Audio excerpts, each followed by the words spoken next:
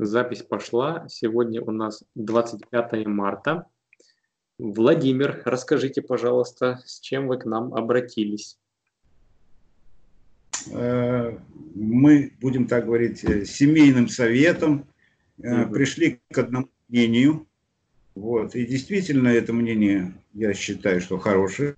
И, может быть, даже советую и всем остальным.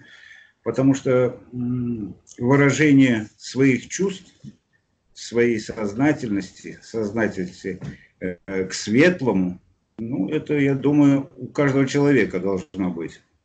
Вот.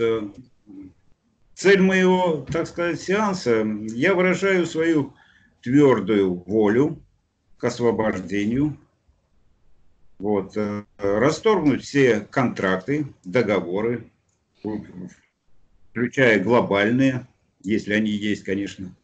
Вот, хочу избавиться от всех интерферентов, их негативных воздействий, ну и последствий, конечно, после них. Вот, очиститься от магии, колдовства и всех негативных программ, вернуть туда, откуда они пришли. Мгм.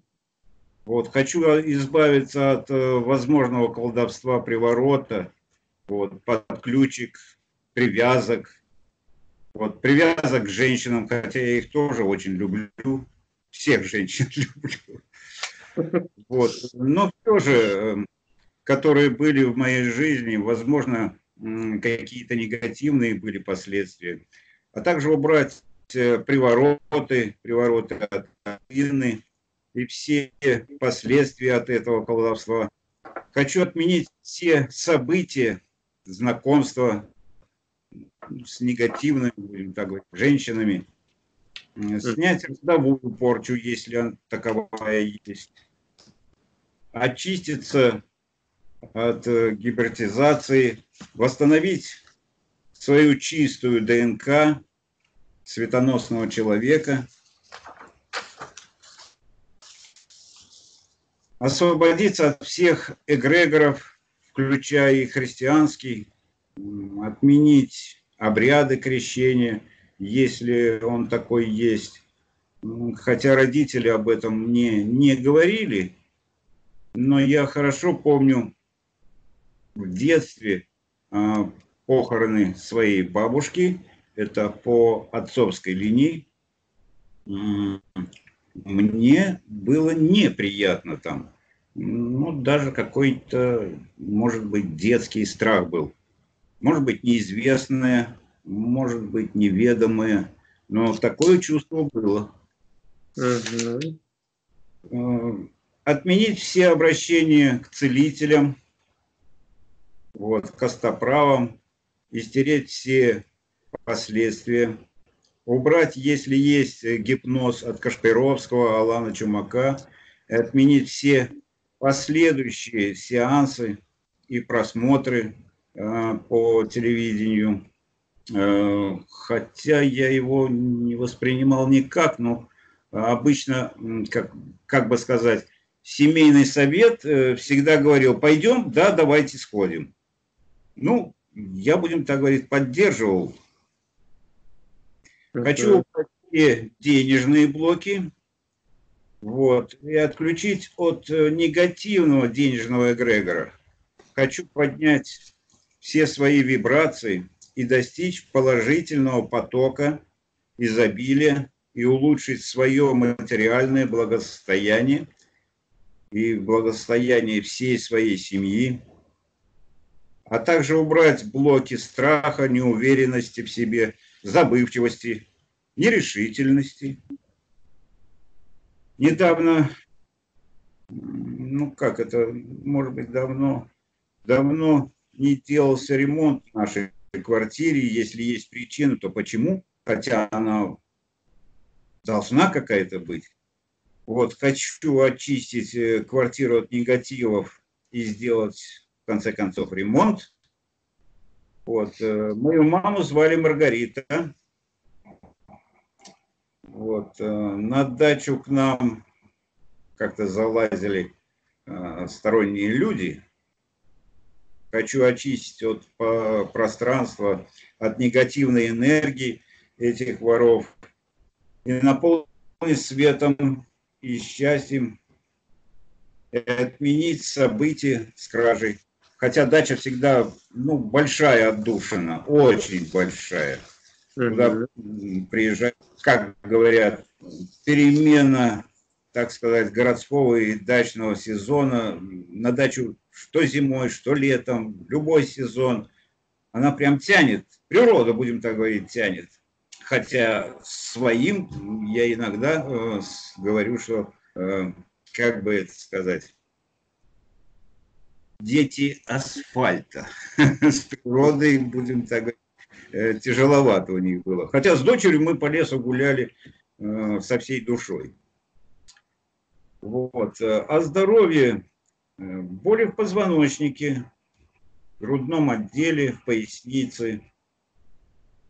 Вот. Рассеянное внимание, забывчивость. Упало зрение, плохо вижу вдаль. Ну, приходится очки одевать. Так, в принципе, зрение вроде бы ничего. Вот. Болят суставы рук и ног, травмы левого колена и бурсит на правой ноге. Была язва 12-перстной кишки, немного подлечил. Что там сейчас, не знаю. Эзотерическая какая-то причина. Если можно, то хочу запустить программу на оздоровление и омоложение организма. В случае, ну, как бы это сказать, особенно вот период где-то в возрасте 25 лет, вот, внезапно одновременно распухли суставы рук и ног, и поднялась температура. Меня госпитализировали. Сначала диагноз сделали, болезнь Бехтерева, но потом это не подтвердилось. Лечился на курорте. Ну так, вроде бы восстановился. Была ли это какая причина эзотерическая, тоже не знаю. Знак вопросов много, но все же. Предчувствие, ну или интуиция помогала мне избегать множества опасных и негативных ситуаций, как на работе, так и в быту. Особенно такие экстремальные ситуации. Чуйка какая-то, вот, может, родовая такая, может быть, это ко мне как-то пришло. Я не могу это осознать, но это было. В 90-е годы, ну, будем так говорить, во всей большой стране, тогда еще был Советский Союз, ну, пил, сильно пил. Потом как-то сам понял, ну, что это не мое, это мне не надо. Вот, ну, в принципе, помогла же жена. У нас вообще как-то в семье, может быть, заведено, может быть, это так происходит спонтанно, с разговорами со всеми. Действительно, мы отходили от этой суеты 90-х годов. Они, будем так говорить, были не очень лазурными. Вот. Хочу отменить это все событие с алкоголем и все последствия после него. В начале семейной жизни были конфликты с женой. Но так как я не люблю вообще ссориться, это для меня, ну как, неприемлемо. Вот, я все это сглаживал.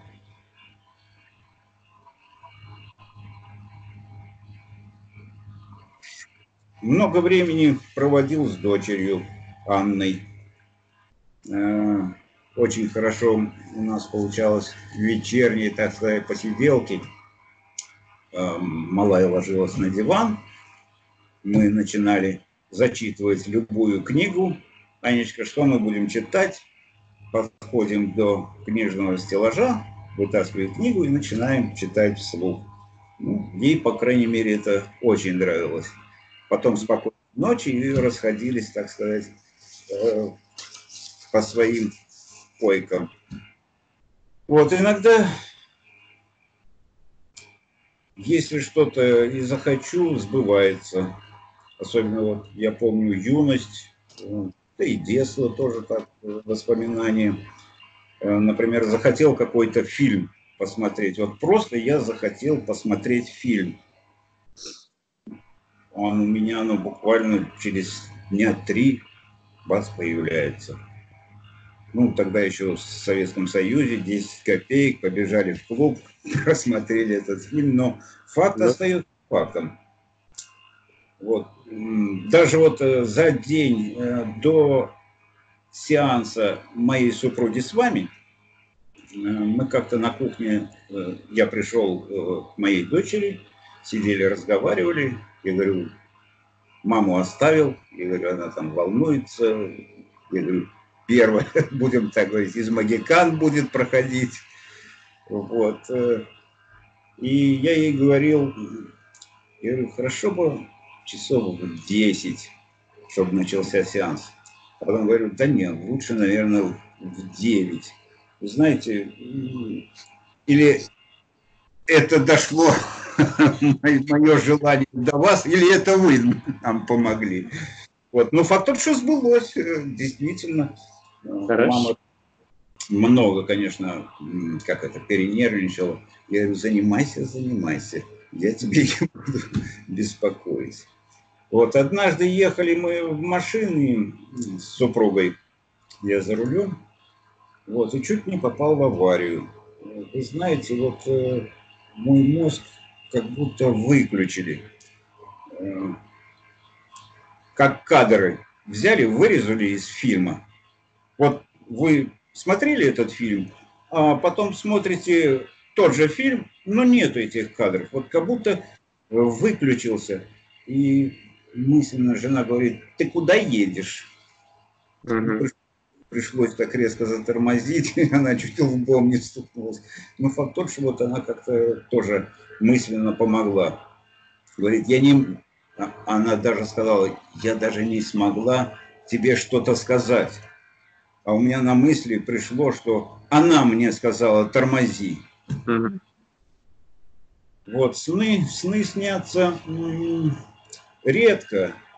Обычно пришел, упал, ударился о подушку, потерял сознание.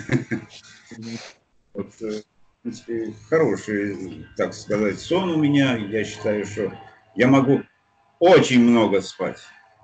Например, по 12 часов, а могу всего лишь 5-6 часов. Во-первых, ответственность за собаку, ну, во-вторых, ну, не знаю, организм сам встает и говорит, так, хорош спать, все, поднимайся, пошли. Вот, сны, конечно, разные бывают, но мне снились очень такие неприятные сны со змеями. Вот, не знаю почему, очень неприятные. В жизни, хотя просто я не то, что не переношу, но я их не люблю. Вот так. Сейчас служил в Средней Азии, там этого добра хватает. Вот так как жена освободилась уже, я хочу узнать, являюсь ли с ней родственными душами. Прошу посмотреть нашу собаку Ласуню. Очень хорошая собака. Тоже найденыш, мерзла, ребенок принес. Я был на работе, сказал, у нас тебе подарок. Я говорю, ну хорошо, посмотрим. Прихожу с работы, там клубок. Она просто замерзала. Забираем. Я говорю, ребята, вы понимаете, что это ответственно? На что нам, как всегда, говорят: да, мы понимаем. Все, папа начал заниматься собакой. Это, будем так говорить, моя собака. Ну да, да. Вот.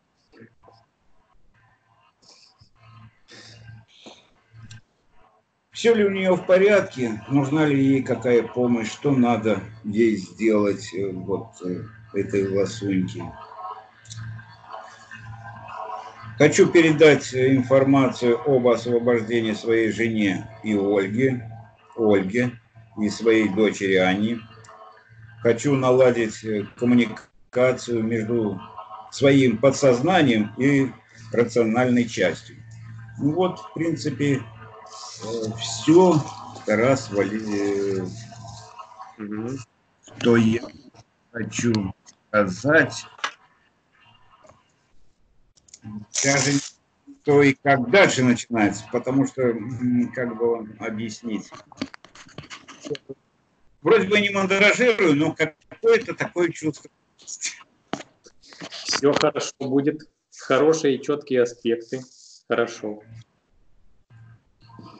Отключите, пожалуйста, микрофон. Угу. Сейчас, секундочку. Анечка, будь добра. Отключи микрофон.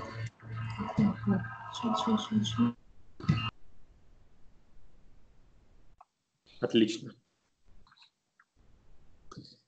Вика, ты готова? Да. Хорошо. Сейчас я посчитаю от 5 до 1. Ты расслабишься и войдешь в наше рабочее состояние. 5,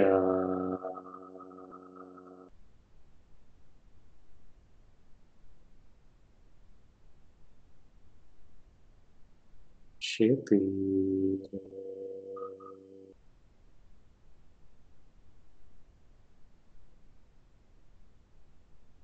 3,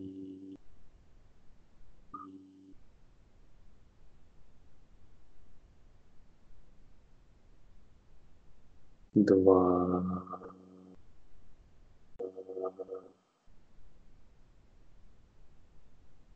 1.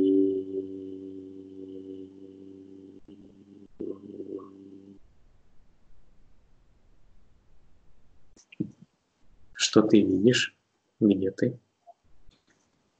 Я нахожусь в нашем рабочем пространстве.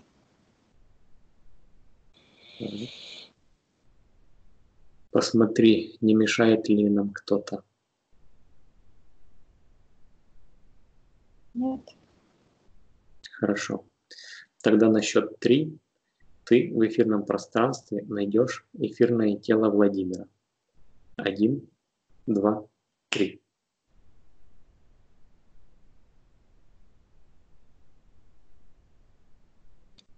Да, я его вижу. Я считываю его эфирная ДНК, это он. Он дает разрешение. Отлично. Опиши, как он выглядит в эфирном пространстве. У него как-то с правой стороны такая идет, как стена темная. И его энергосфера вот так выглядит, как будто бы шар вот так вытянули и закрутили. Вот. Как-то сверху идет и снизу. И как-то правому бедру какая-то идет подключка. Обычно так не бывает. Никогда еще не видела, чтобы прямо вот к этому месту. Угу. Ага, это идет ко второй чакре, но оно как-то так такими изгибами, как-то прямыми углами. Идет от второй чакры. Ага, это оно вот сюда идет, по этим энергетическим каналам вправо, потом опускается вниз по ноге. идет сектор интерферентов, черная подключка. Мгм. И какой-то в левом, с левой стороны какой-то слышу шум, как будто бы галдеж. И возле левой ноги какая-то энергия темная.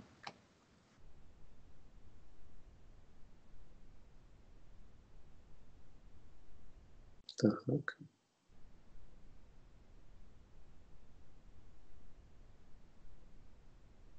Что еще? Вижу, что на голове как будто бы какой-то имплант, вот такой, как конус сеченный, Мгм. узкой частью вниз. Программа с левой стороны считывается. Что за программа?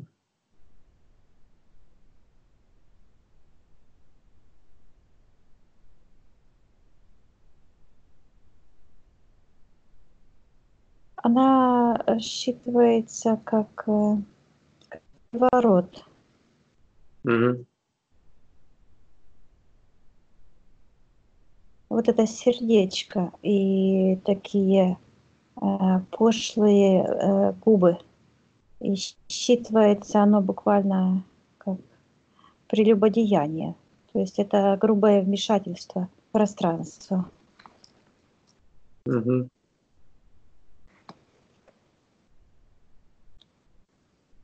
Идет подключка от сердечной чакры и сектор колдовства.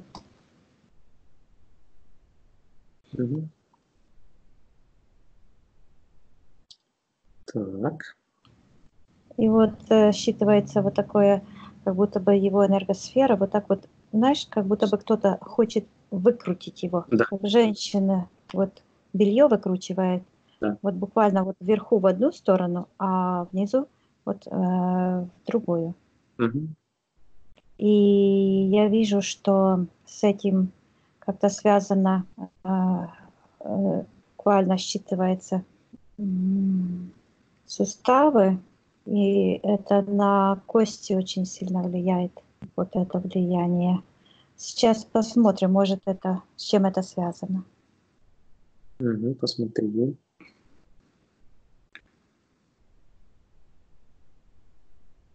Я вижу, что это как бы в комплексе и с сектором интерферентов. То есть, когда мы это будем рассматривать, мы разгадаем эту загадку, Мгм. потому что он как будто бы стоит на такой, как будто бы его вся энергосфера продета на какой-то темный такой штырь. Мгм. И его ноги стоят на какой-то платформе. То есть и сверху. То есть он как бы закреплен какой-то механизм, который его как бы закручивает. Мгм.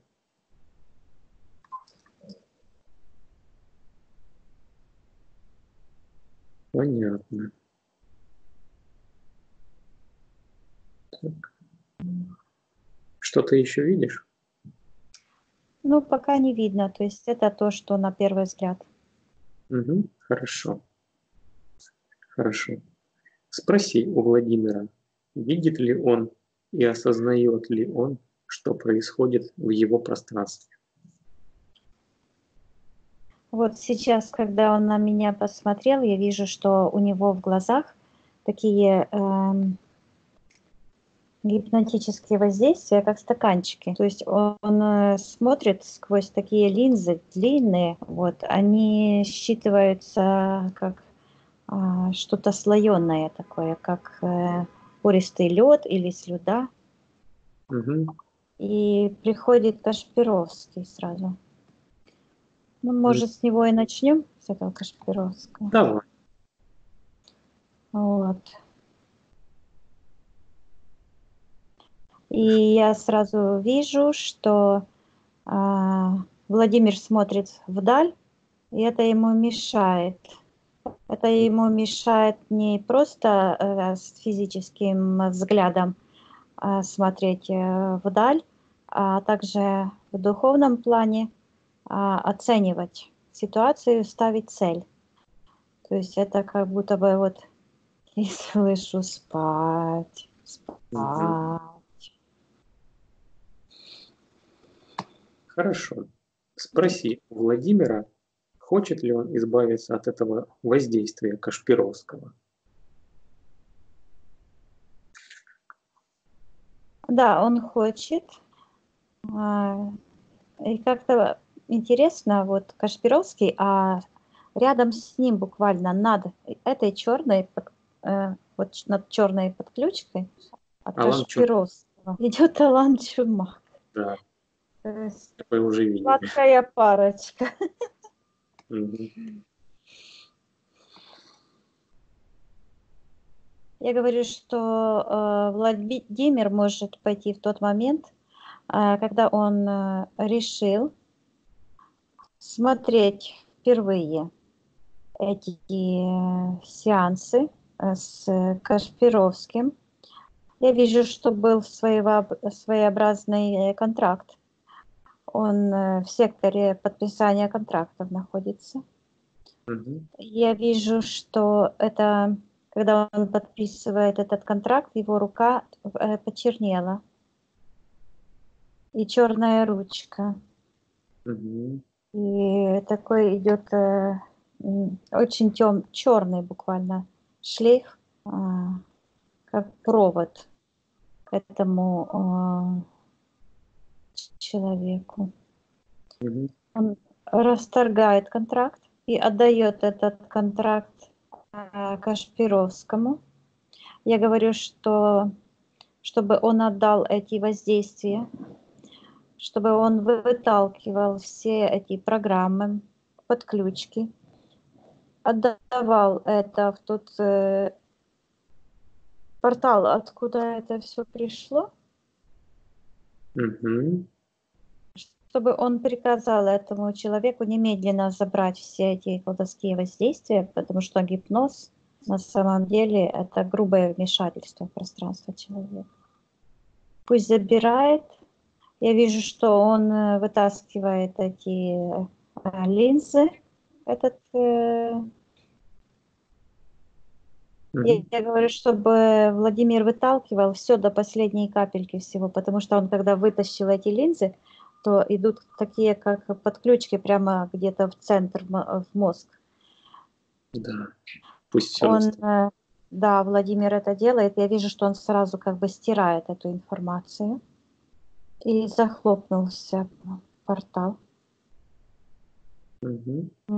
Каким-то образом Алан Чумак связан с этим Кашпировским. Он сразу засуетился в секторе магии тоже, но он выглядит в эфирном пространстве вот этот черный, а вот этот белый. Мгм. Но я хочу вот посмотреть, считать. Я смотрю, что Алан Чумак, у него такая была как миссия, как будто бы противоположность Кашпировскому. То есть Кашпировский, это все считывали, что это черный, как черный маг, а Алан Чумак это как что-то светлое, хорошее, вот такое нежное. Но на самом деле внутри этой оболочки там черная подключка тоже. Мгм. И я вижу, что подключка идет в сердечную чакру. Мгм. От Кашпировского шла к глазам, то есть идет воздействие, а здесь по-другому. Мгм. И выключался внутренний критик. Мгм. То есть шла работа в первом случае такой более жесткий гипнотический удар, а здесь мягкая работа с подсознанием. Я говорю, хочет ли Владимир это расторгнуть? Да, и он расторгает контракт, отменяет, отдает этот контракт Алану Чумаку. Я говорю, чтобы он выталкивал из всего своего пространства по системе этих программ, подключек, все эти воздействия, чтобы он восстанавливал одновременно правильную работу, адекватную работу своего внутреннего критика, выталкивал все воздействия, программы, которые были внедрены в его подсознание, которые миновали внутренний критик, и пусть оно все уходит. Говорю, чтобы он просто выталкивал. И приказала этому Алану Чумаку убрать эти все воздействия, эти подключки. Да, он убирает. То есть это как пошел откат. Хорошо. Вот, захлопнулся портал. И он увеличился. Его увеличился, он набирает энергии, и чуть-чуть так раскрутилась эта конструкция, в которой он стоит. Его энергосфера наполнилась, стала почти уже как шар правильной формы. И сейчас вот так вот вибрирует подключка, и программа постоянно, оно просто звучит, прелюбодеяние. Да. Приворот, да? Ворот, да. Очень приходит такая очень наглая это ворожба, Угу. агрессивная. Хорошо. Давай на счет 3 приказываю появиться здесь автору этого приворота. 1, 2, 3. Но в эфирном плане эта женщина выглядит очень вульгарно, даже не хочу это описывать. Ее зовут Инна.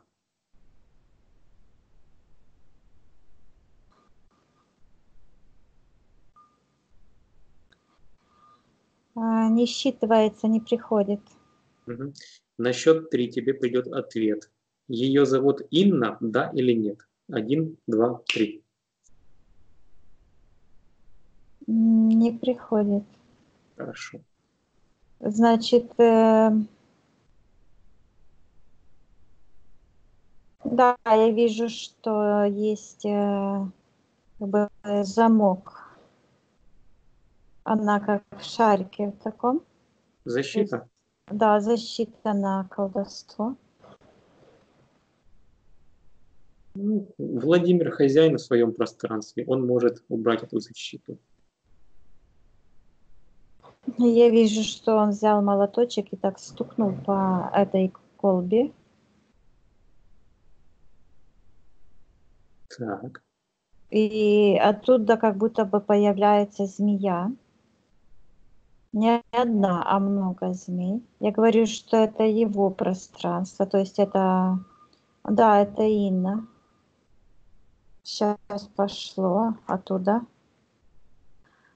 И очень черная подключка. Я говорю, чтобы он приказал этой ведьме немедленно убрать это колдовство.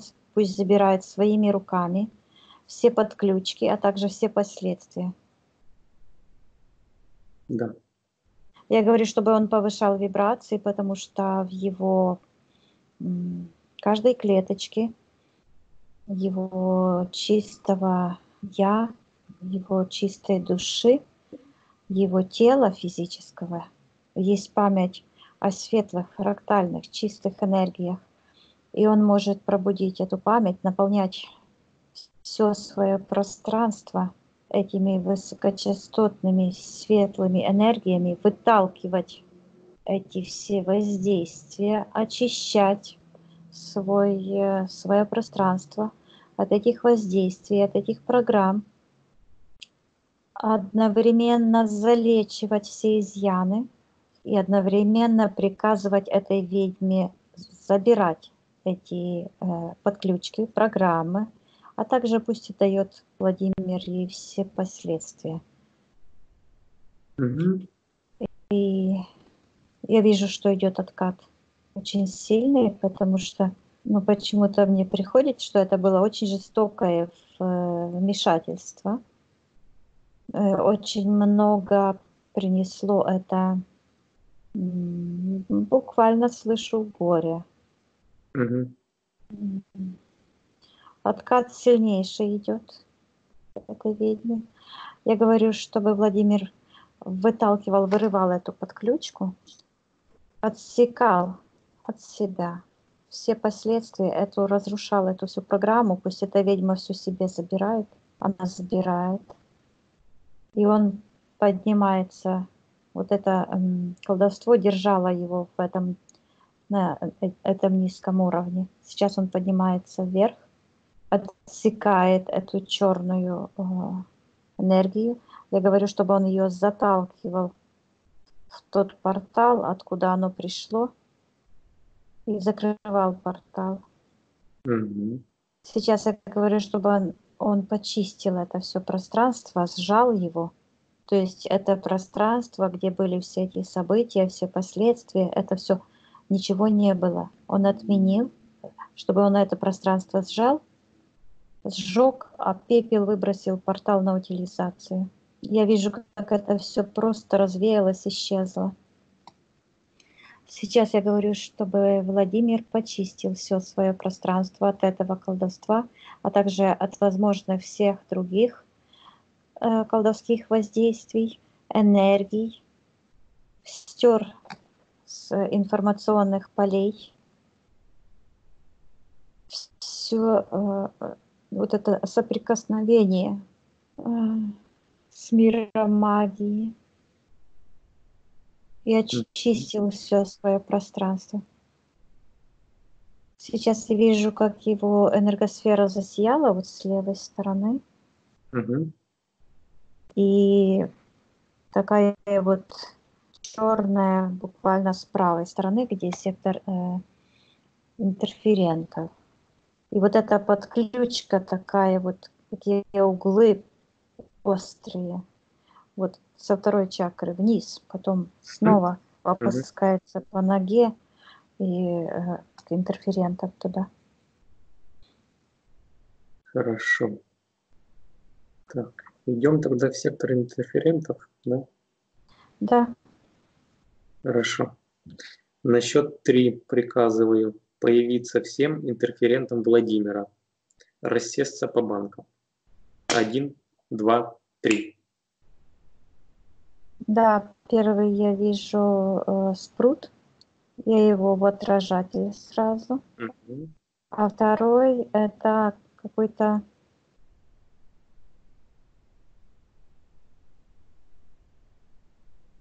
это рептилоид, но как бы мутант немного, потому что разные есть гены у него.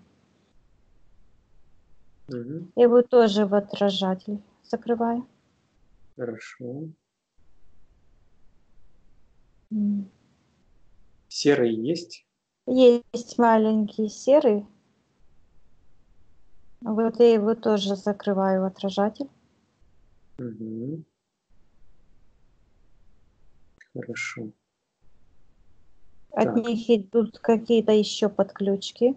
Мгм. Как они? Идут какие-то отдельные подключки, вот так как вот возле правой ноги, как будто бы открытый портал черный. И от этих сущностей идет туда подключка. Подключки вот 3 туда, как ниточки белые. Мгм. То есть это говорит о том, что они оттуда, то есть открытый портал. Сейчас я смотрю, как у Владимира идут. Вот какая-то конструкция на голове. Мгм. Конус перевернутый. Все Это, очень темно. Я говорю Владимиру, чтобы он включил свет в своем пространстве. м. На счет 3 свет включится. 1, 2, 3.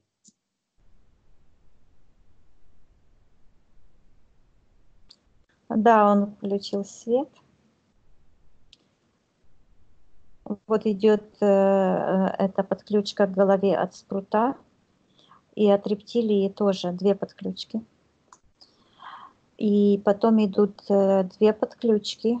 Вот эта черная от этой рептилии. И от спрута тоже ко второй чакре. И все чакры заблокированы. То есть в каждой чакре идет такое, как черный блок. Мгм. Какие-то программы поставлены.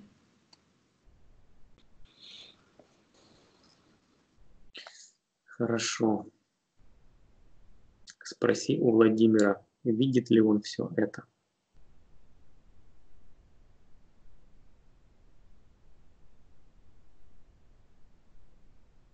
Осознает Да, ли? он, да, Мгм. Хочет избавиться. да, хочет. Хорошо. Пусть тогда покажет, с кем у него заключен контракт. Он показывает на этих сущностей. Мгм. Хорошо. На счет 3 пусть покажет момент заключения контракта. 1, 2, 3.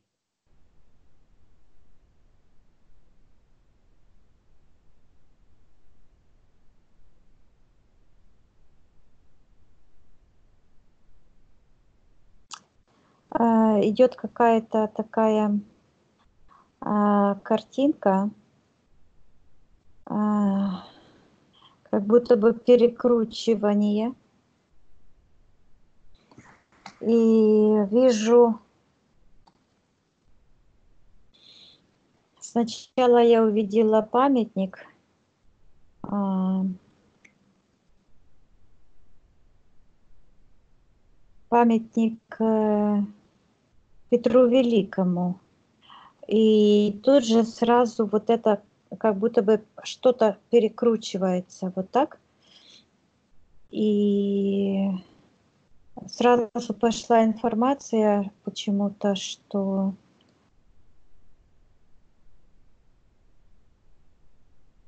было не вс ну, все не так. Что было не так? М, Что-то в этом памятнике не так. И я не знаю еще почему, потому что когда ты говорил о том, видит ли он и хочет ли показать момент, подписания контракта, сразу, пошли образы какой-то такой шляпы странной, как и лошадь. Мгм. Сейчас почему-то идет, вижу просто одну деталь, нога этого, памятника, и, оно как будто бы нога босая. Нет, это как сандаль с такими вот, почти до колена, вот такие, ремешки. Мгм. И снова вот этот образ, как будто бы какой-то, такой предмет, похож по форме на такой какой-то мяч длинный, и такое перекручивание идет. Сейчас я, говорю Владимиру, чтобы он, показал, потому что его подсознание знает и помнит все, что происходило в тот момент на физическом плане, когда он каким-то образом разрешил этим сущностям проникнуть в его пространство. Мгм. И снова я вижу эти картины, известные с истории о Петре, в этом Петре. Я вижу какой-то фрагмент из фильма, как Петр Первый идет такими вот шагами. Мгм.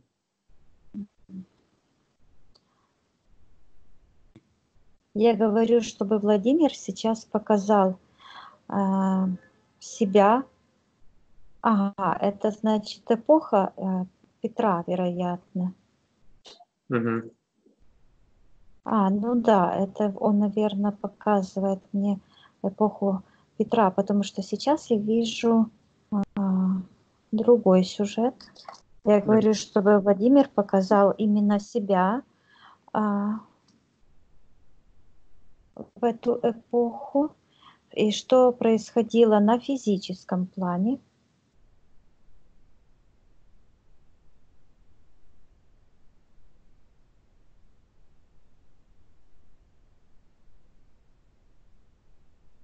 Он показывает мертвый человек. Мертвый человек. А возле... Я спрашиваю, кто это мертвый человек? Почему-то вот так как-то только лицо его. Мертвый человек, а душа человека находится у изголовья. То есть она вышла и как будто бы сидит на корточках возле этого человека и показывает на сектор подписания контрактов. Я спрашиваю Владимира, он ли это? Он так показывает, да, что это он. Мгм. Сейчас я говорю, как его зовут и кто этот человек. Я говорю, чтобы он вернулся немного назад и показал этого человека при жизни. Мгм. Так, пусть покажет.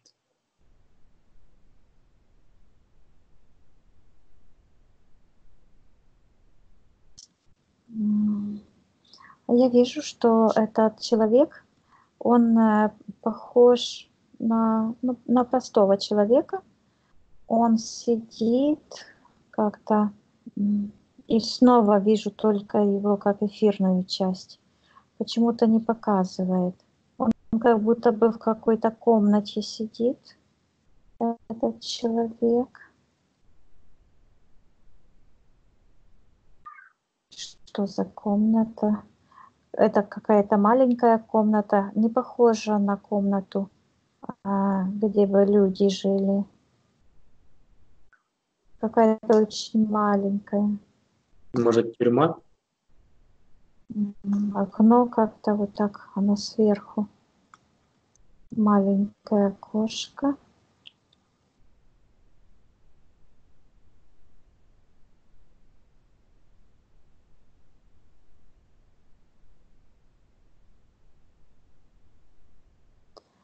Я говорю Владимиру, чтобы он сейчас почистил свое пространство и убрал все препятствия своей генетической памяти, и чтобы он показал это так, как это было на самом деле, чтобы он попросил свое подсознание убрать все препятствия, и чтобы он просто нырнул в то время, когда он вот здесь жил, и то, что он мне показывает.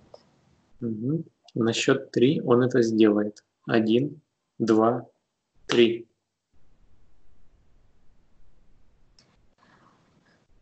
Да, я вижу, вода еще не сошла. Это как залив. Везде вода блестит.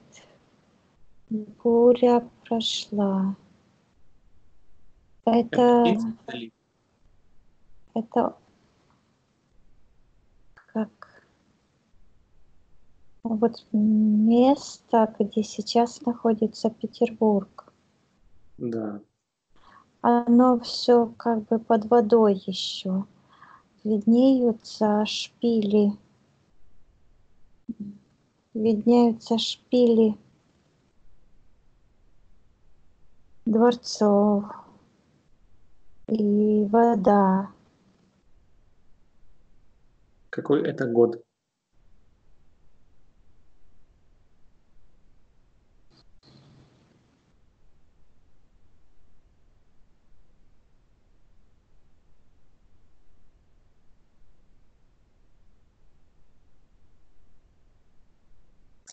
Давай на счет 3. На счет 3 ты увидишь, какой это год. 1, 2, 3. Я снова вижу этот как мяч такой, и так оно выкручивает, и черные капли такие капают. Это я вижу только две цифры, а 1 и 7. А где следующие, там вот этот образ идет, что перекручено, искажение. И вот эта черная энергия. Угу. И я слышу историческая ложь. Угу. И снова образ, как будто бы Петр. То есть это здесь это связана какая-то глобальная ложь с Петром и с этим событием. То есть идет такое наложение информационное, что как бы невозможно считать, что было на самом деле. Угу. И я вижу, как с этого образа, образ этого какого-то, это буквально как будто бы пространство такое черное в виде такого мяча какого-то или шара. И оно идет в сектор колдовства. Угу. Я снова вижу, как вчера утром на сеансе, вот этот портал открытый с такими зубцами. И вот этот звук такой ужасный. Такие ужасные, как жернова, но этих зубьев просто миллионы, и оно так закручивается. Не хочу даже туда смотреть, Не смотри. Не потому что смотри. там очень страшно. Угу. То есть идет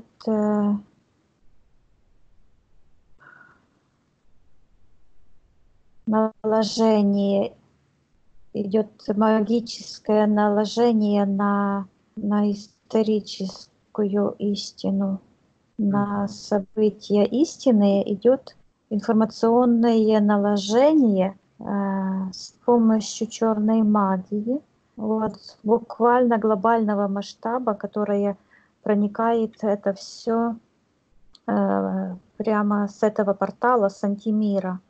То есть вот этот антимир, он буквально ворвался в наше пространство, и это не связано с колдовством одного человека, с этим пространством совершенно с другими.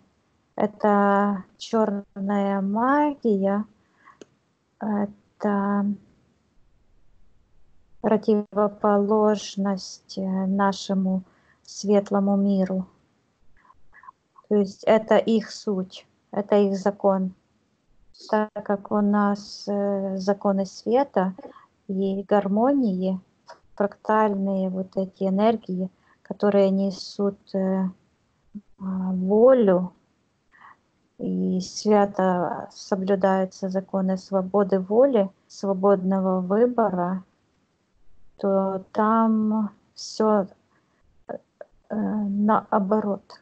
Там грубое вмешательство в попирание всех прав. Мгм. Так, я Хорошо, соедините, да, то возвращаюсь есть сюда. возвращайся к Владимиру. Пусть он покажет, где находится он. А вот сейчас я вижу, он находится, это он мне показал, как бы вид сверху, а сейчас он мне показывает, что он вот там внизу, что он утонул. И очень много воды. Очень много воды. И он под толщей воды, его душа как будто бы вышла. И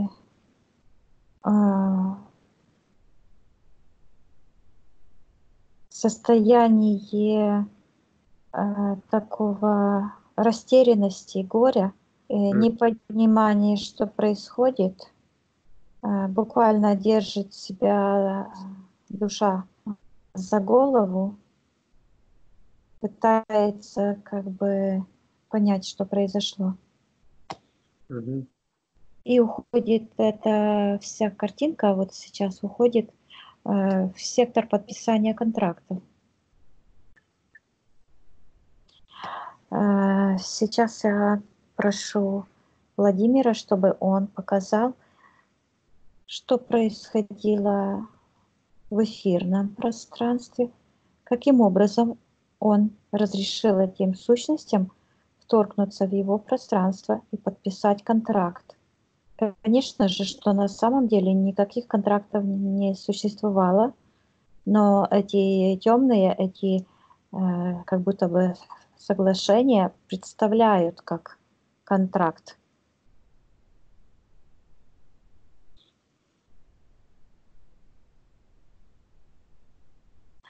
Я вижу, что его душа пришла как будто бы в какое-то пространство, и он ищет себя почему-то. Э, То есть идет такое, как заблуждение. Его ввели как в какое-то заблуждение. Он Мгм. ищет себя среди списков погибших. Такие длинные списки, как будто бы плиты. И он идет, и такие столбики с имен погибших. И он Мгм. идет и так сразу их считывает.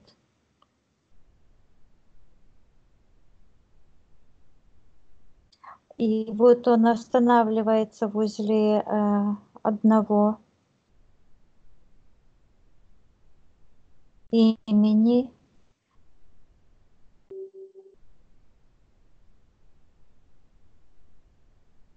Это его имя? Да,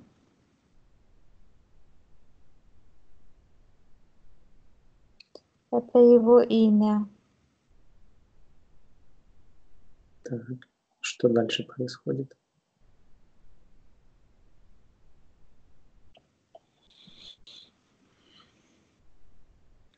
Он прочитал свое имя. Там четко написано Петр.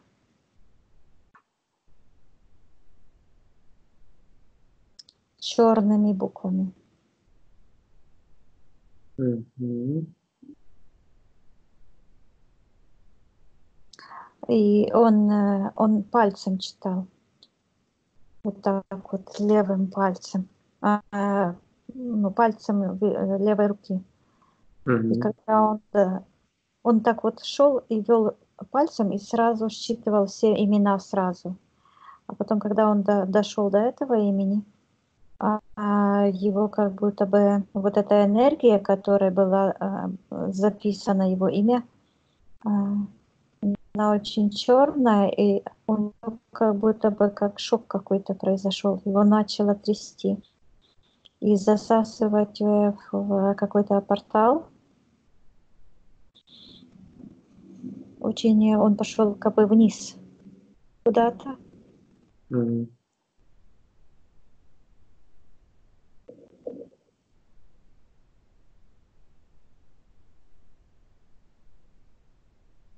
Я вижу, что снова идет какое-то наложение, искажение. То есть он попал как будто бы в какой-то портал, где информация о нем как бы снималась из-за такое впечатление, знаешь, как будто бы снимают верхний слой и перемалывают. Остается только какая-то вот часть информации. Его бросили, вот этот, когда он проник в этот портал, он очутился как будто бы в темнице. Вот в черной темнице. Мгм. Что с ним происходит там? Он стоит и вот так руками держится. Там две такие какие-то палочки, как будто бы окошко с двумя палочками. И он за эти две палочки, два прутика. Мгм. Он вот так держится руками и смотрит, а там просто как какая-то, как туман. Я говорю, как он подписал контракт. И он показывает, что идет вот этот мутант, рептилоид с этим спрутом, такими огромными шагами, и это повторяет наложение, идет картины из фильма, как шагает такими уверенными шагами большими Петр Первый. Вот этот рептилоид идет, он называет этого человека царем, и он говорит, вот он идет так навстречу этому человеку, этой душе, и говорит, что будет стерта память о тебе. То есть я так полагаю, что это какой-то царь, о котором мы ничего не знаем, потому что вот это имя Петр, это не его имя. Не настоящий, да? Нет, это ложное имя, потому что вот я вижу, оно написано черными буквами. Было грубое вмешательство в его генетическую память. Не только его, но я слышу, что я вижу буквально, я слышу поколения, я вижу, что поколения идут, а о нем никто ничего не знает. Мгм. Понятно. Ну ничего, мы все равно узнаем правду. Я говорю, чтобы Владимир показал тот момент, когда был подписан контракт. Я вижу, что этот человек, он выглядит как простой человек. То есть нет вот этой, ну, общепринятая картина, да, царь – это такой человек, который там смотрит на всех свысока, Мгм. всех считает как мусор. Этого нет. Я вижу, что этот человек стоит на коленях перед этими сущностями, маленький-маленький, а сущности огромные. Он выглядит вот с лысой головой,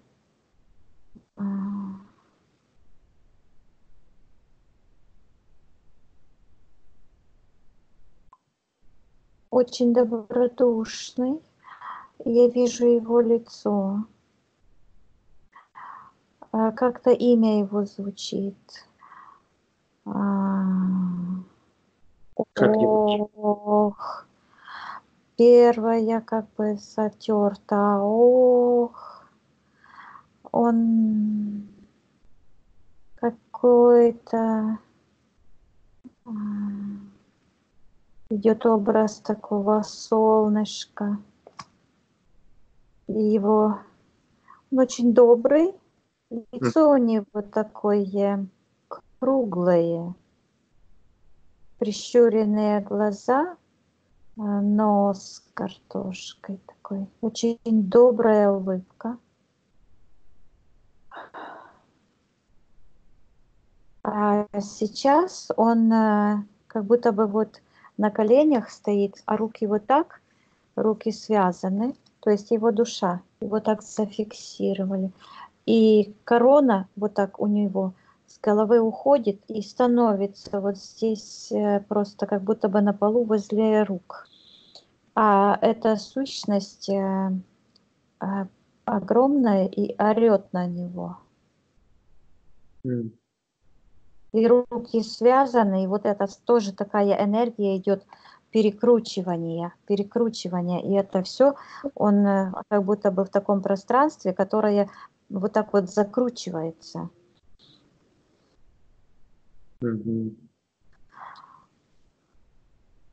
И снова твое имя будет стерто. Орет этот рептил. Что они от него хотят, что они ему предлагают? Вот я никак не могу увидеть, как же этот момент подписания контракта. Давай на счет 3. Видишь? Да, начинает проясняться, и ему говорят, что он родится рабом.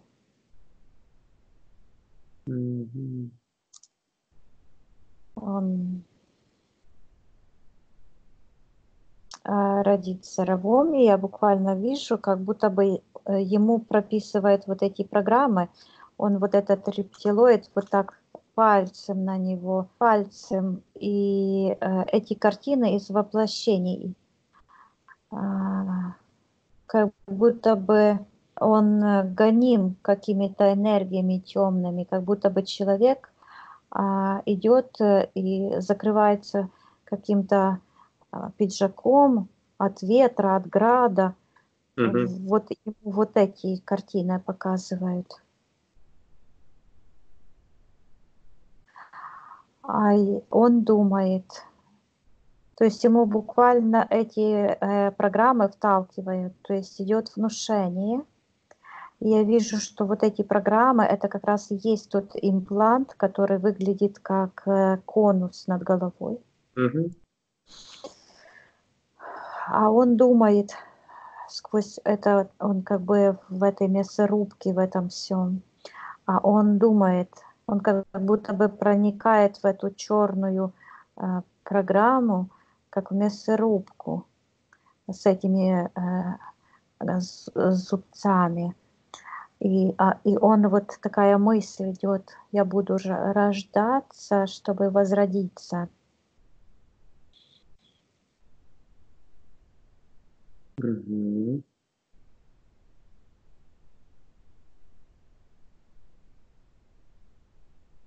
Так, подписывает. Его имя,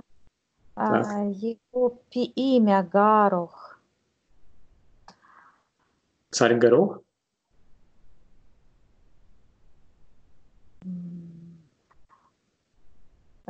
Первая буква Г.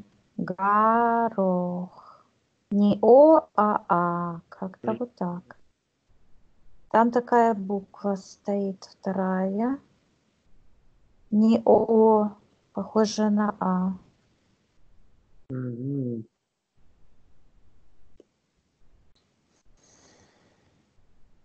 Отлично.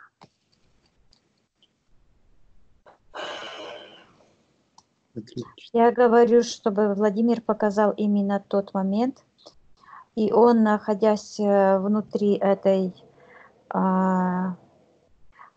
этого пространства, он как будто бы проник вот в этот конус черный с этих программ, с этих воздействий, и он буквально там, когда его уже как бы закрутило в мясорубке вот так вот, его душу, И она вот такая вся, знаешь, как перекрученная, как веревка. То есть Мгм. страшнейшее воздействие на его душу идет. И он, находясь, вот я вижу, что одна часть, как будто ноги с одной стороны этой молотильни, рука проглядывает и кусочек головы с другой стороны. И он подписывает контракт. Это контракт на, я слышу, понижение в воплощениях. И я вижу, что я слышу и считывается информация, что его эволюционный потенциал был понижен на 10 пунктов.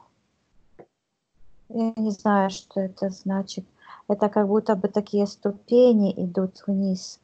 И вот он здесь был, а сейчас как бы на 10 ступеней потенциал его понижен. А он все равно, вот эта программа у него, он от нее, то есть он подписывал контракт с этой мыслью, чтобы возродиться. То есть Мгм. он подписывает контракт, и я вижу 2 воплощения. Мгм. Это второе? Да, это второе. И я слышу последнее по контракту. Да.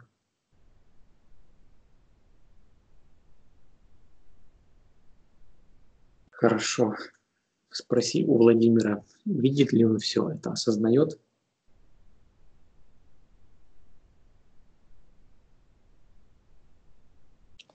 Я вижу, что он сильно заблокирован. Вот эти черные энергии буквально пронизывают все его пространство внутреннее вот такими полосами перекрученными. Вот это все перекручивание. Вот. Но его разум светлый. То есть они не сумели это стереть. Он говорит, да.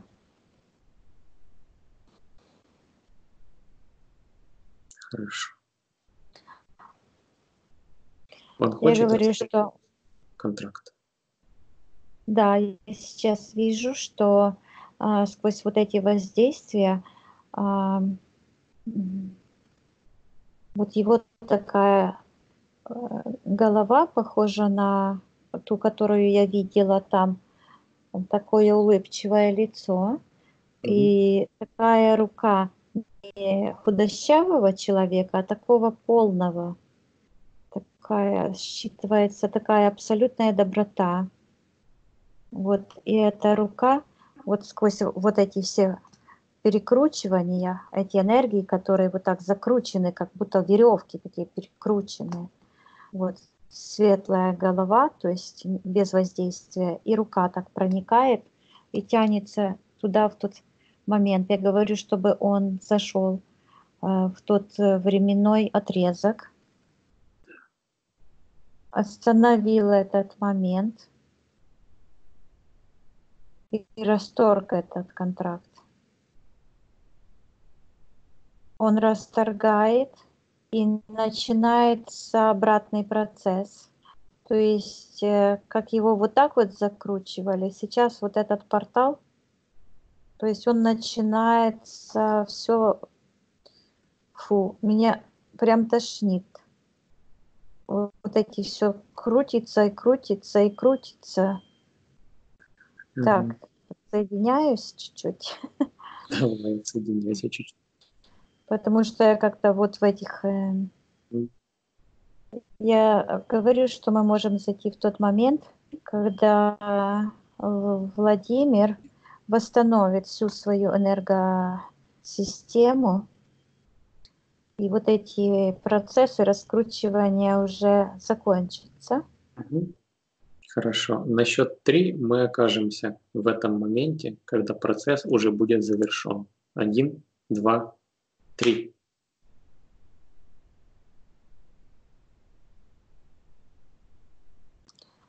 Он сейчас вот так остановился, и как будто бы какие-то вот детальки выбрасывает такие маленькие какие-то детальки выбрасывает из своей энергосферы. Энергосфера обрела такую форму. Он сейчас смотрит на себя. Я говорю, что самое время приказать этим сущностям немедленно убрать все подключки, все программы, импланты и убраться с его пространства туда, откуда пришли. Но перед этим мы можем им подарочек сделать. Обязательно. Я говорю, что Владимир может всю эту конструкцию пока заморозить, чтобы они не смогли уйти. Вот, замораживается. Угу. Он выплывает с этой конструкции, то есть его энергосфера с этой огромнейшей конструкции. Вот это все с этими энергиями. И он выплывает как шарик. Угу. И я говорю, что он вот это, чтобы он отодвинул эту конструкцию, и она с огромной превратилась в маленькую, потому что его энергосфера очень сильно увеличилась. И сейчас я вижу человека, который идет такими большими шагами, но не такие, как в этом фильме Петр, а вот таким. Он идет как солнце, считывается вот как солнце, как будто бы лучи солнца. И он идет и смеется, а сквозь него вот идут такие лучи, и такая необыкновенная доброта. Такие энергии добрые очень и светлые. Угу. Он одет как будто бы очень по-простому. Я говорю, что он сейчас может восстановить свою генетическую память. Да, я начала уже сомневаться, что это Владимир. Считала его ДНК, это он. Угу. Хорошо. Я говорю, что он может очистить всю свою генетическую память, снять всю эту шелуху, лжи, обмана, восстановить все структуры своего ДНК. Я говорю, что он может сейчас нырнуть по временной шкале в то время, когда чистая Вселенная была абсолютно свободной, когда все вселенные были свободны и не было врага, не было зла. И он четко, у него вот вектор к первоисточнику. Он находится буквально возле первоисточника. Он возвращается назад, попадает в пространство, буквально как будто бы перед лицом первоисточника. То есть очень высокие вибрации. И там начинается как какая-то трансформация. Сначала я увидела, что пошли энергии, как мы говорим, вот эти красивые фрактальные. Угу.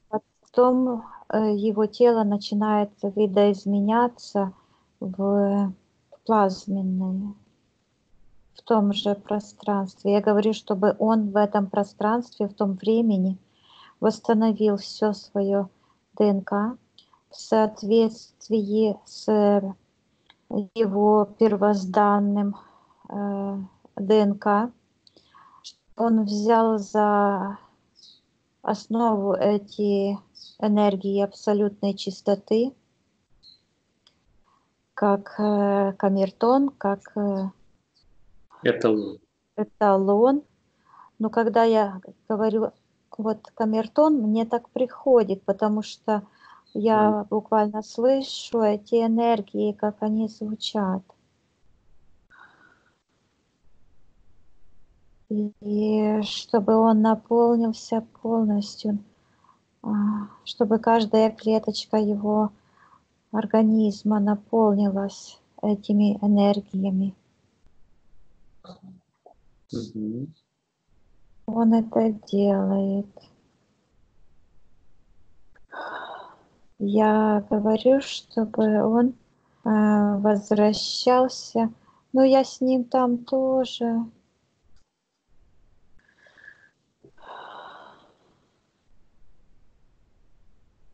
Возвращайтесь. Я говорю ему, что нам пора.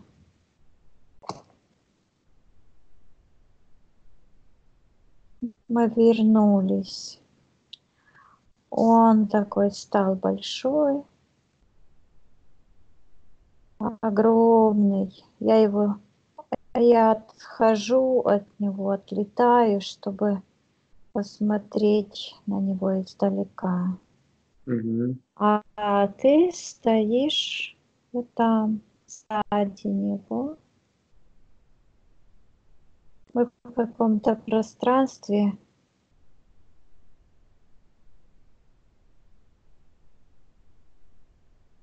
Свободно?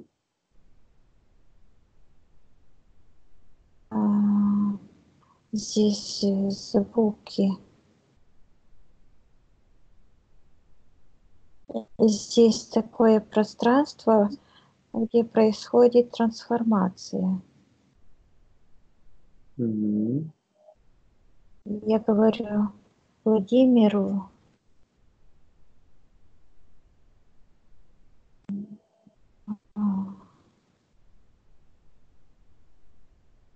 здесь как струны какие-то.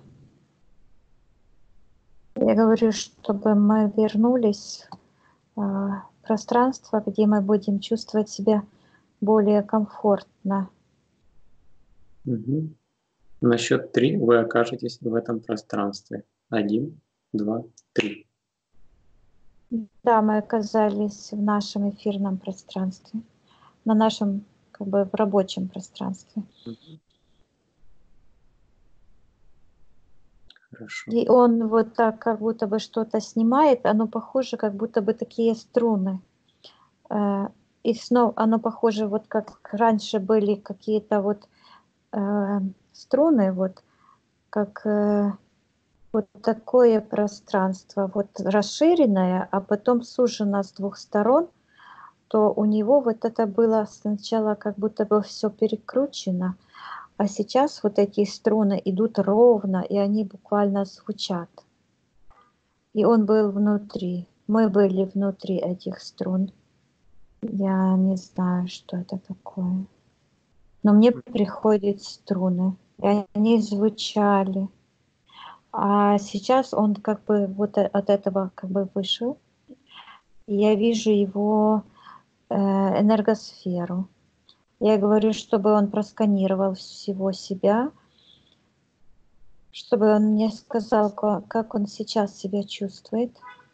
А он говорит, привыкаю. Я говорю, чтобы он посмотрел, что ему еще мешает абсолютной свободе, чтобы он встал на тот путь полного освобождения. И он мне показывает что-то, сектор колдовства, какие-то идут линии, как веревочки, как ниточки. Я говорю, чтобы он показал, с чем это связано. Угу. Пусть покажет. Я вижу, как он вынимает свой генетический, как этот пояс, как рот. Угу.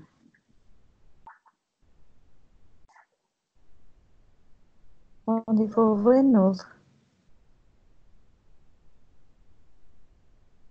И я говорю, чтобы он показал, где произошел сбой.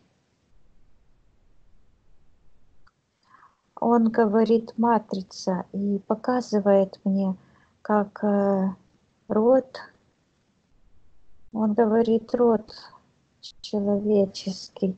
И вот такая идет, как стена, как полоса, которая падает, как топор, и разрубает этот род.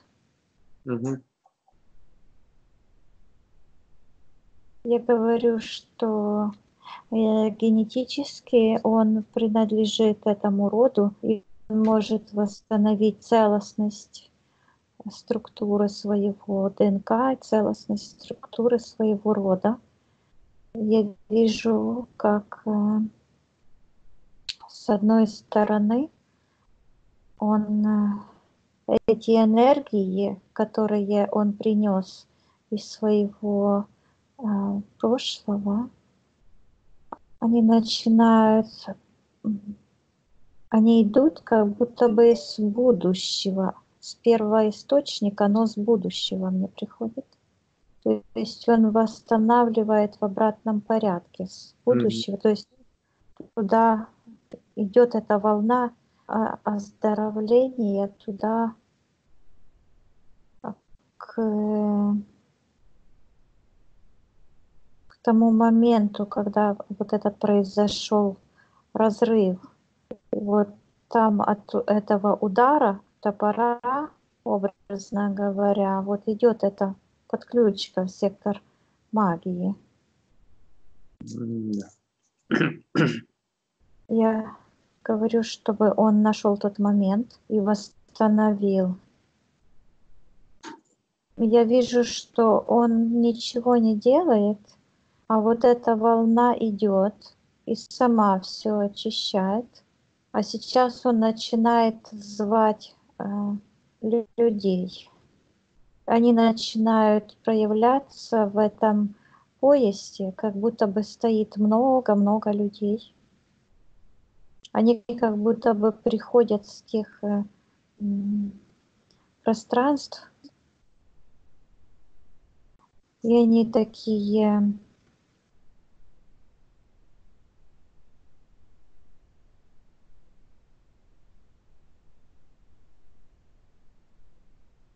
суровые. Суровые?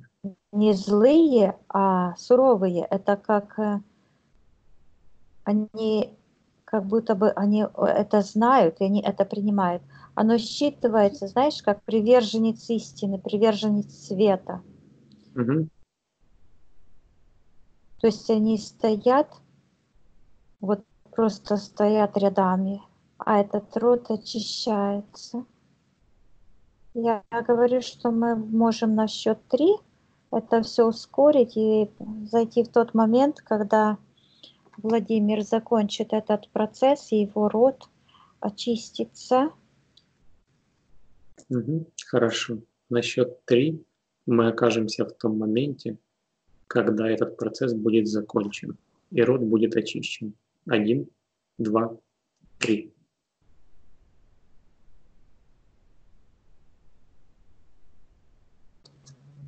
Я вижу, что как будто бы кольцо замкнулось.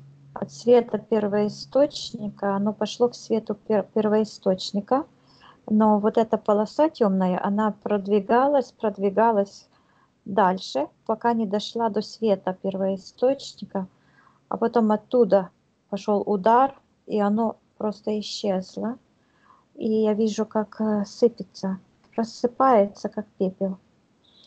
Я говорю, что сейчас Владимир может распространить свет абсолютной чистоты и жизни на весь свой род, на все пространство вокруг него, распространить информацию во Вселенной, во всем Вселенной, о своем освобождении и о очищении исторической правды, потому что он это искривление исправил.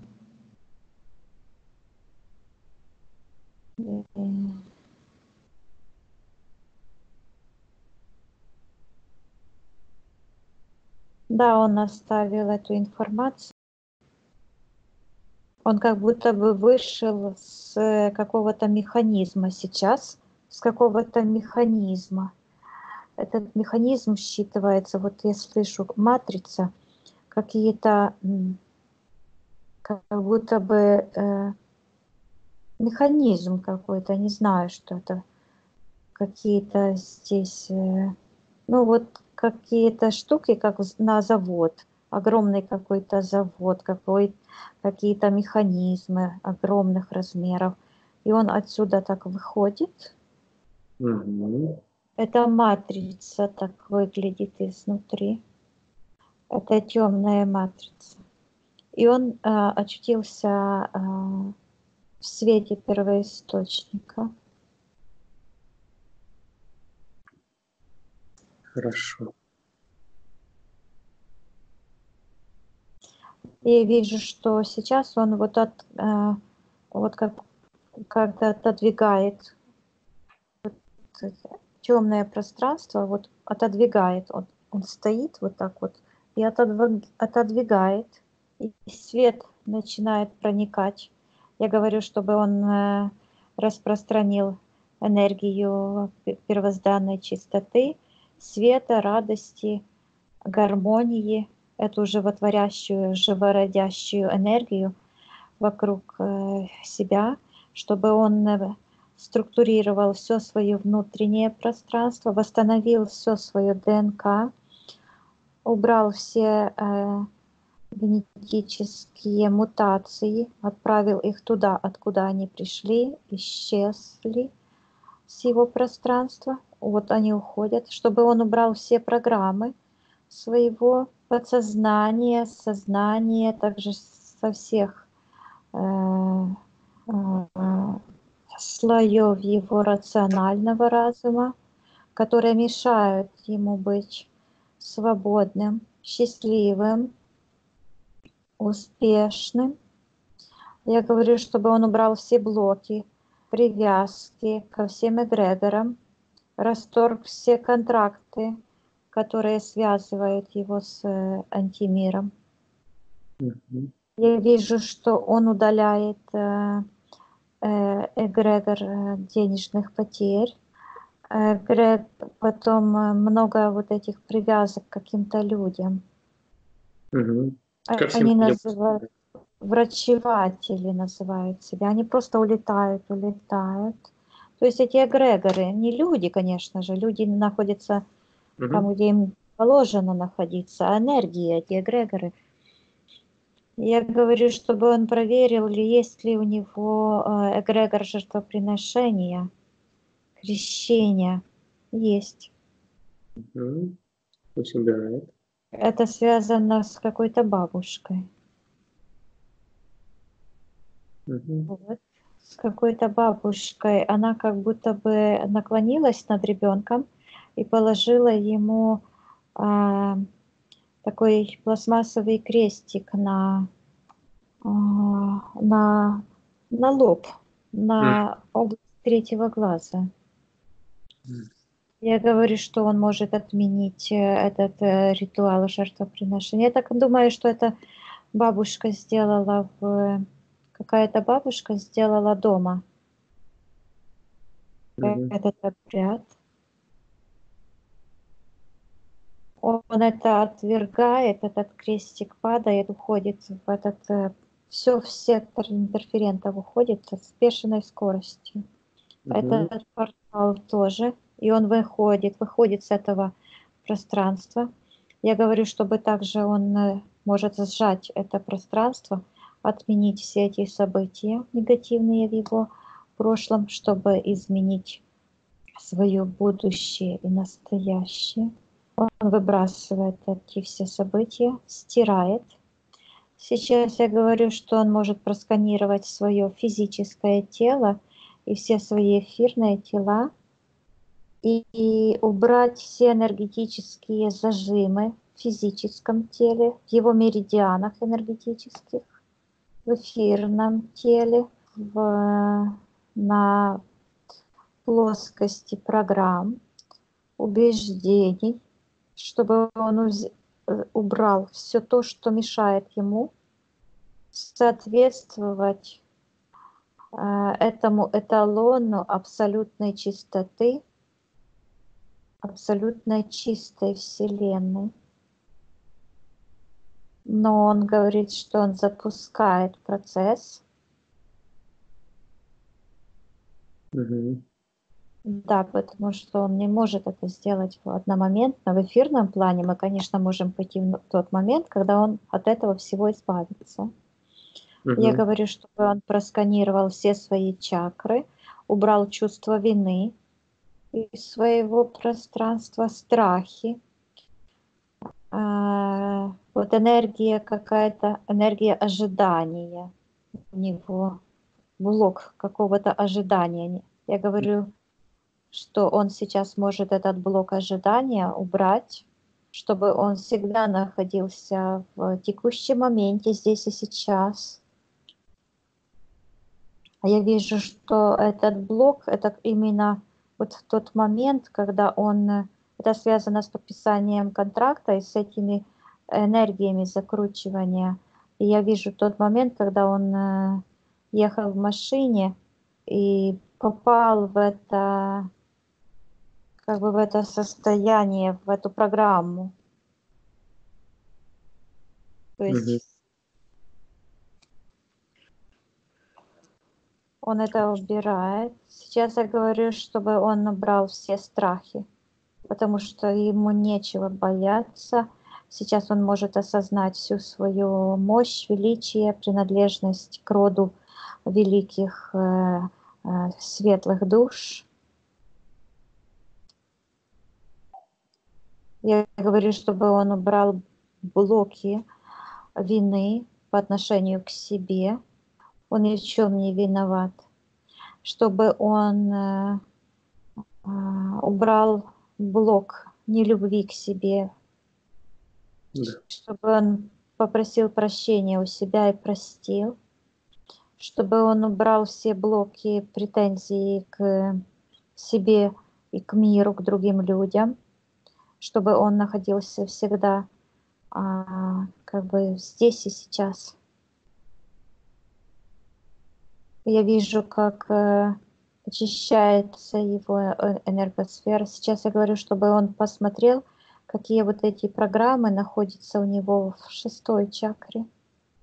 Блок, чтобы он забрал блок с 5-й чакры, раскрепостил себя, открыл себя для вселенского потока изобилия, убрал все блоки с 6-й чакры. Я говорю, чтобы он убрал все те программы и блоки, которые мешают ему полному осознанию, что он часть чистой, свободной и счастливой Вселенной, и что он участник процесса материализации. И сейчас вот уходит какой-то блок и начинает, вот 7-я чакра, она у него вообще была заблокирована.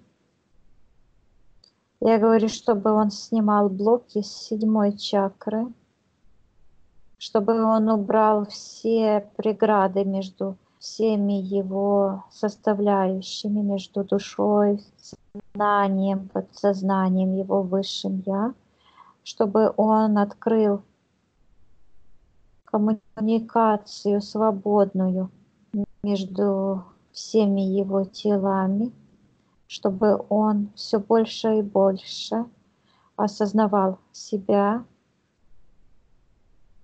как единое целое, как единое светлое сознание, и убирал вот эти все блоки седьмой чакры, все эти программы, отдавал их туда, откуда они пришли. Вот он этот процесс раскручивания уже проходит. Мгм. Я говорю на счет 3, чтобы он все остаточные явления, программы и энергии, которые еще находятся в его пространстве, отправил в тот портал, откуда оно все пришло. Мгм. На счет 3 он это сделает. 1, 2, 3.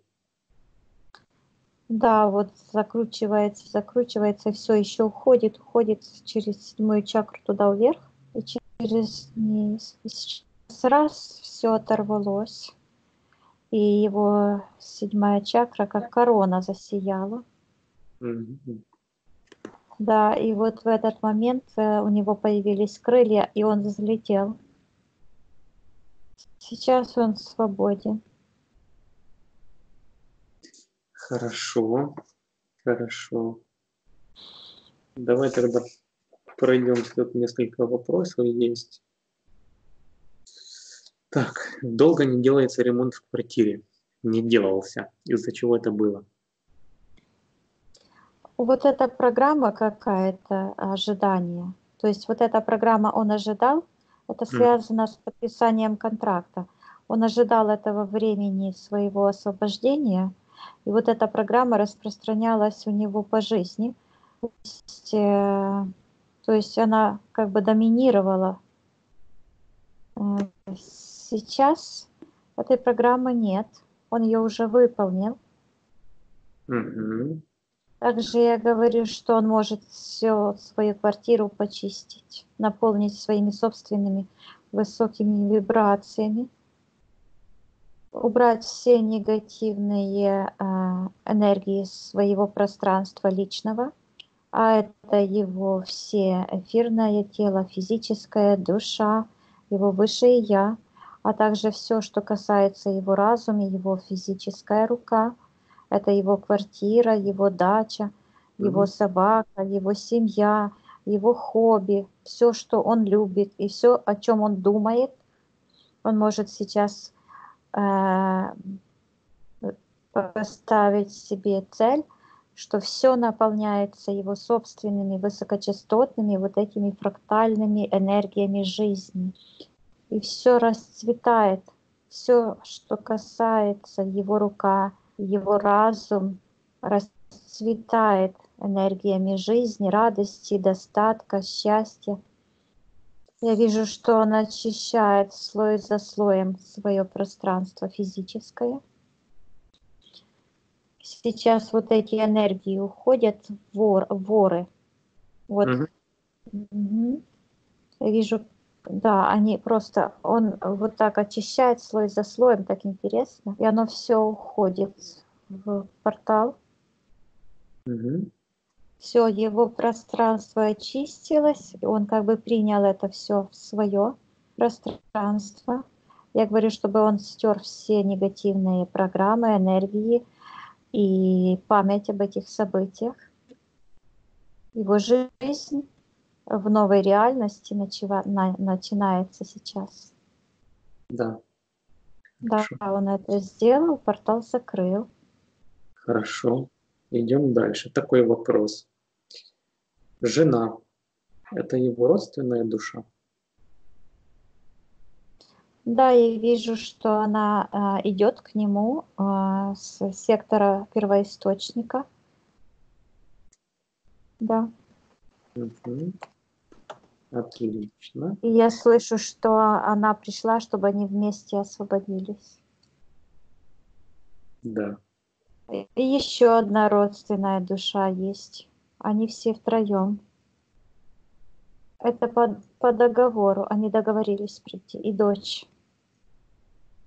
Хорошо. Дочь тоже скоро будет Его жена, она с дочерью как бы пришли к нему. Мгм. Отлично. Хорошо. Идем дальше. Э, Посмотреть собаку Ласуню. Все ли у нее в порядке? интересно бы посмотреть на эту собачку, какой она породы. Сейчас, да, очень хорошая собака, но у нее все хорошо, потому что сейчас она находится в пространстве Владимира. Мгм. По принципу, да, ну, по принципу хозяина. Он хозяин этого пространства, он хозяин этой собаки, она как ребенок находится в его энергосфере. Она Мгм. свободна, все прекрасно, да.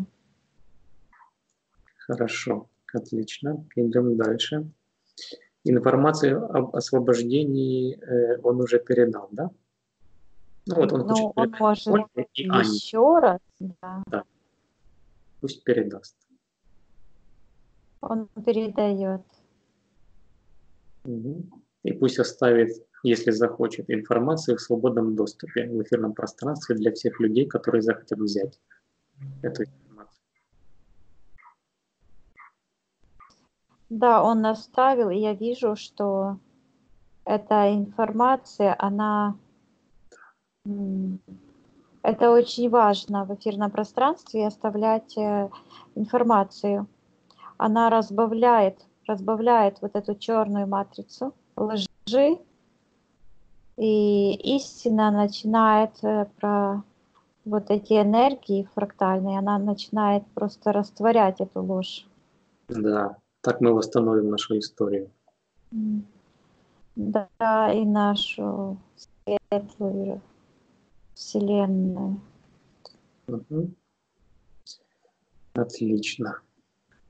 Хорошо. Спроси у Владимира, все ли мы для него сделали на этом сеансе.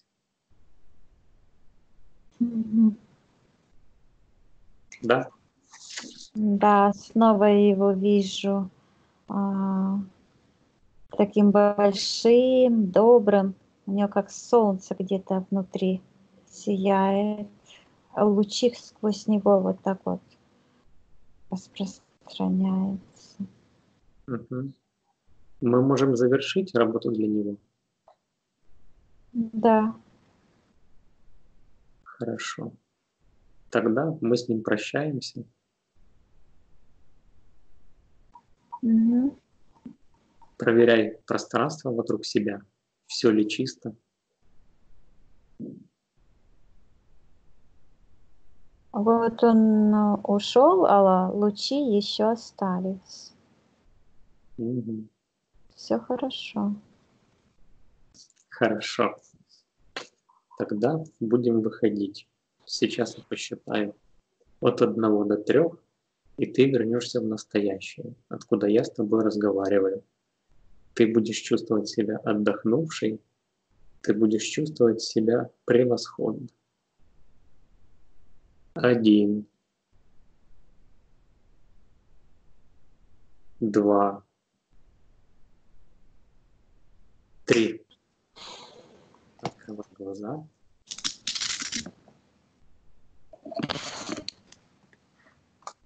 Так. Владимир, включайте микрофон. Включил микрофон. Ну, Спасибо. рассказывайте, какие Да. ощущения были. Рассказывает. Виктория, я не знаю, как вам это удалось, особенно вот эта мельница, особенно спираль, которую сжали как белье, как оттуда выходили. Знаете, когда начали, вы говорили, что закрученный и какая-то рука проходит, у меня как будто, знаете, вот как складки идут в белье скрученном, как будто маленькие искры вылетали. Это я даже не знаю. Вот между компьютером и моим зрением был как будто как туман. И вот он начинает рассеиваться. Обыкновенная квартира, обыкновенные обои, все, и все это восстанавливается. Ой, какое еще ощущение? Самое сильное ощущение – это когда выходил из матрицы, у меня впечатление было, что я смотрю на квадрат Малевича черный. Вот. И этот квадрат Малевича черный начинает потихоньку тоже просачиваться разными световыми гаммами. И рамка осталась. От портрета Малевича осталась рамка. Просто смотришь, светлое, что-то свет, больше ничего нет. Вот именно вот это. Сильное впечатление, когда я, наверное, уже вся душа осветлилась, изначального прошло в начальное, меня аж, как это, покололи руки. Знаете, вот, Да-да-да, знаем. мочки, знаете, вот маленькие такие иголочки прошли. Не знаю, что это было. Врать не буду. Ну, ощущение, наверное, блаженства. Знаете, это многого стоит. Это многого стоит. Виктория, я не знаю, как вы там себя ощущали, особенно вот это вот в черном пространстве. Думаю, господи, женщина в черном пространстве, ну, это кошмар.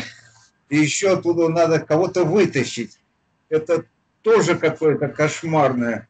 Ну, по крайней мере, это у меня такое впечатление. Думаю, ну, давай, девочка, ну вытаскивай потихонечку. Это я здесь такая маленькая и хрупкая. Я понимаю, Виктория, но это чисто обывательское, понимаете? Это вот то, что я ощутил. Не знаю, может быть, вам помог. Да, очень помогали, работали просто превосходно. Ваше подсознание это... Потому что я же, вы вот сказали, как я себя чувствовала. Я же считываю ваши вибрации, то есть я чувствовала себя точно так же, как и вы. Да. Вот. И что интересно насчет Малевича, это как раз в точку. Потому что Малевич изобразил вот этот квадрат, как бы я вот вижу эту одну только плоскость этого куба. А в этом пространстве, в этом портале, вот, который кубы вот эти находятся, вот это такое пространство закрученное, как спираль, и оно все в таких кубах, и эти все кубы, как жернова, все движется. Вот этот,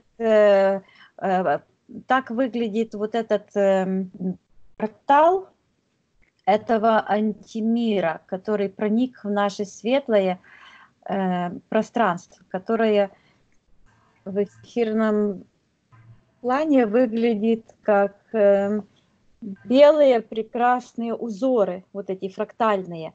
Я когда смотрю фильм Ильи из канала «Цельнозор» о фрактальных энергиях, он еще там удивительную музыку поставил в это видео. Это такое просто такая глубокая печаль о том потерянном мире гармонии и красоты. Вот оно само собой выходит. Я помню, когда я была маленький ребеночек, ну вообще я не знаю сколько там, годик один, наверное, до 2 лет. Мама накрывала от меня таким одеяльцем с такими узорами. Я такая малюсенькая была, и я вот пальчиком это все повторяла, но я проникала, ну, тогда и сейчас я понимаю, где-то я витала. Я вот это пальчиком малюсеньким своим вот это все повторяла, а на самом деле я переносилась в космические пространства. И я вот эти все энергии видела, которые вот были в прошлом. Я при рождении, я помню себя очень маленькой. У меня первое вот это была ностальгия до слез, до душевной боли, что с миром нашим случилось, почему это такая вот дисгармония. То есть это вот было. Так что я вижу сейчас, что мы стоим на пороге великих изменений. Идет очищение не просто человека, а каждый человек очищает свою генетику, очищаются свои рода. То есть этот процесс запущен. Это уже хорошо. Это Да. очень хорошо. Это Тарас, хорошая новость. Вы извините, Виктория, Тарасу вообще хорошо, большое спасибо. Наводили Викторию вот именно в тот момент, вот, когда вроде бы там все такие закрутки, и вы в это время хорошие такие вопросы задавали. Мне очень понравилось. Спасибо вам большое. Очень спасибо. Вам тоже спасибо. Сейчас такие люди освобождаются. Такие простые истории, видите. Да, да. Я вообще был в шоке. Думаю, господи, меня еще к Петру Первому ушло. Видите, как про вас информацию хотели затереть, да? Да, особенно вот это, когда при царе, думаю, ну все, товарищ спекся. Затерли совсем. Все, Да. спасибо большое. Благодарю Хорошо. вас. Скажите, пожалуйста, ваши видео можно опубликовать? Да, пожалуйста, конечно. Люди должны это знать. Лицо оставить открытым можно? Да, можно открытым, конечно. Отлично, спасибо. Пожалуйста. До новых встреч. Да, До новых встреч. Анне привет. Скоро. Хорошо. Она сидит рядом, машет рукой. Хорошо. Хорошо. До свидания. До свидания. До свидания. До свидания.